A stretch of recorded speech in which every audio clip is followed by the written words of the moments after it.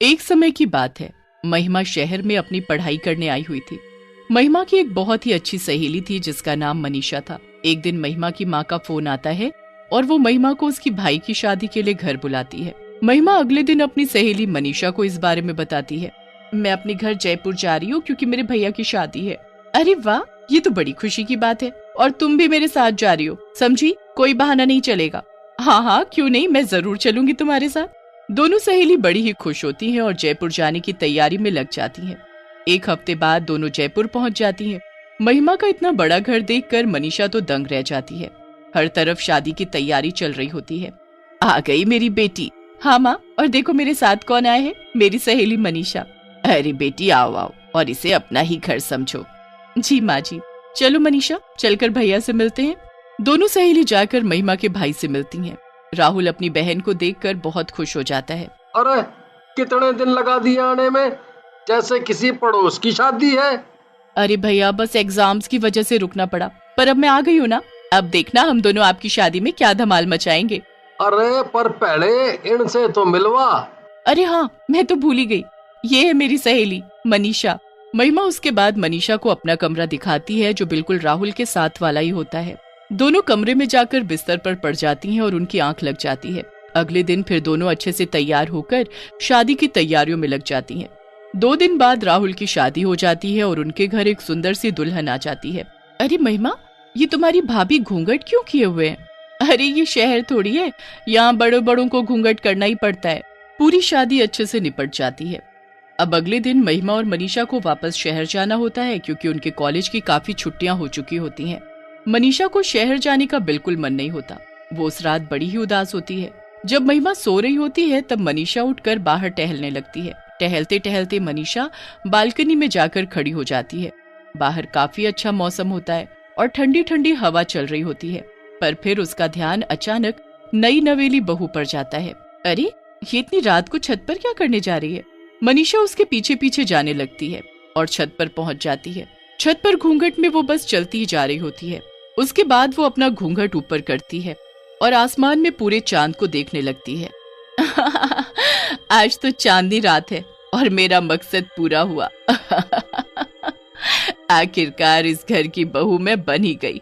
अब मैं सबको खत्म कर दूंगी, सबको खत्म कर दूंगी मैं। हे भगवान, ये महिमा की भाभी ऐसी क्यों हंस रही है? इनको आखिर हुआ क्या है? मनीषा छुपकर सब देख ही रही होती है कि तभी महिमा की भाभी पीछे मुड़ती है और फिर उसका चेहरा देख मनीषा वहीं जमीन में बैठ जाती है। वो कोई खूबसूरत लड़की नहीं बल्कि एक चुड़ैल होती है। मनीषा के तो गले से आवाज ही नहीं निकल रही होती। उसे कुछ भी समझ नहीं आ रहा होता कि अब वो क्या करे। वो जैसे तैसे हिम्मत करके खुद को संभालती है और अपने कमरे में भागती है। महिमा, महिमा, जल्दी उठो महिमा। क्या हुआ मनीषा, तुम ऐसे हाँफ क्यों रही हो? कोई बुरा सपना देख लिया क्या? सपना नहीं, सच में देख कर आ रही हूँ। तुम्हारी भाभी है ना, वो कोई और है। वो चुड़ैल है महिमा। मैंने खुद अभी उनको छत पर हंसते हुए देखा और वो आसमान में चांद को देखकर हंस रही थी और वो तो ये भी बोल रही थी कि वो सबको मार डालेगी। क्या मनीषा, तुम भी ना कैसे कैसे मजाक करती हो। चलो अभी तुम्हारा वहम दूर करती हो, चलो मेरे साथ। नहीं नहीं, मैं कहीं नहीं जाऊंगी। महिमा मनीषा की एक नहीं सुनती और उसका हाथ पकड़कर उसे राहुल के कमरे तक ले जाती है।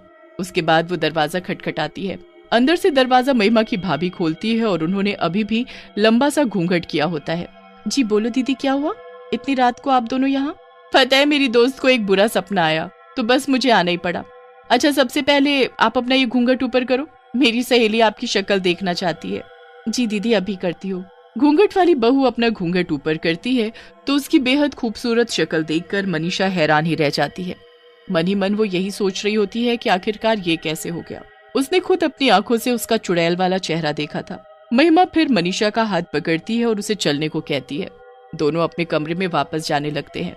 जाते हुए मनीषा एक बार फिर से पीछे मुड़कर देखती है तो उस घूंघट वाली बहू की अजीब सी मुस्कुराहट उसे और परेशान कर देती है। वो मनीषा को देखकर ऐसे मुस्कुरा रही थी जैसे मानो उसे चेतावनी दे रही हो कि आगे से मुझसे पंगा मत लेना। मनीषा को ये सब बिल्कुल सही नहीं लग रहा होता। उसे बस इतना समझ आ रहा होता है कि उसे अब वहीं रहकर सब ठीक करना है और सबके सामने उस घूंघट वाली चुड़ैल बहू का सच लाना है, वरना सबकी जान खतरे में पड़ जाएगी। अगले दिन मनीषा शहर जाने के लिए सीढ़ियों से बैग लेकर उतर रही होती है कि तभी वो सीढ़ियों से गिरने की एक्टिंग करती है। मैं गिर गई। हे भगवान, ये क्या हो गया? मेरा पैर टूट गया। हे भगवान, ये क्या हो गया? भैया जल्दी आओ, मनीषा को उसके कमरे में ले चलो। घूंघट से चुड़ैल बहू ये सब देख रही होती है। इसकी इतनी हिम्मत जो ये मेरे पति की गोद में जाएगी, इसे तो मैं बताऊंगी। अरे बहू, यहाँ क्या खड़ी खड़ी देख रही है? चलो मेरे साथ रसोई में और जल्दी से मनीषा के लिए बाम और हल्दी वाला दूध लेकर आओ। जी माँ जी। घूंघट वाली चुड़ैल बहू रसोई में अपनी सास के साथ जाती है और एक ग्लास में हल्दी वाला दूध बनाती है।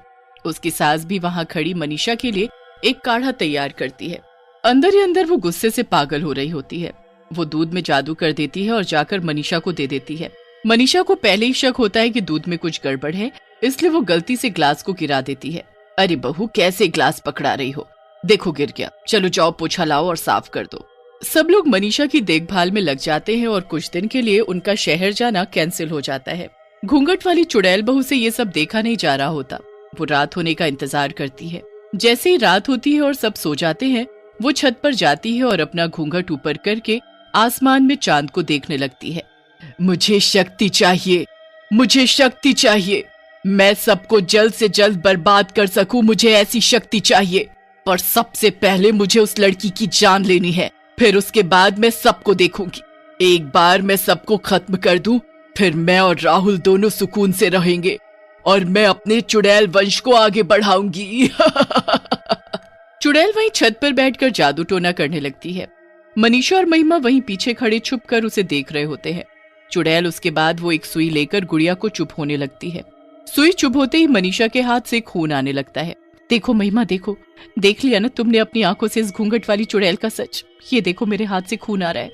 हे भगवान, ये सब हो क्या रहा है? अब हम क्या करेंगे? ये हम किस चुड़ैल को अपने घर ले आए?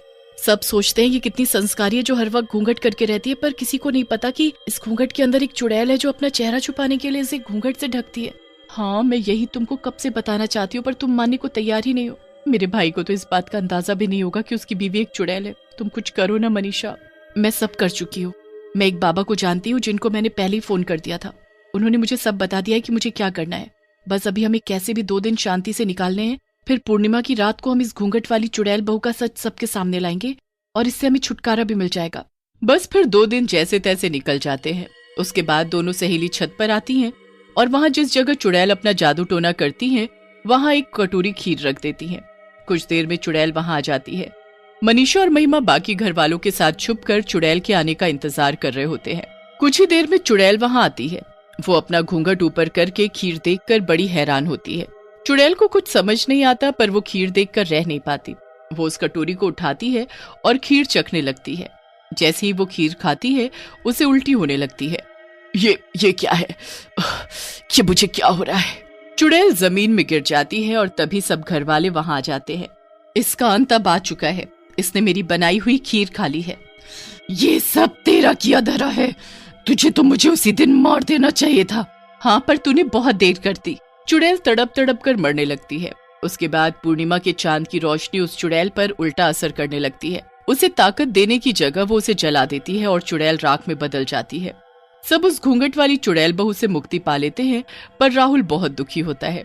अब अगले दिन मनीषा और महिमा भी वापस शहर जाने लगते हैं, पर जाते जाते राहुल के माता पिता मनीषा से कहते हैं, क्या तुम हमारे बेटे से शादी करोगी?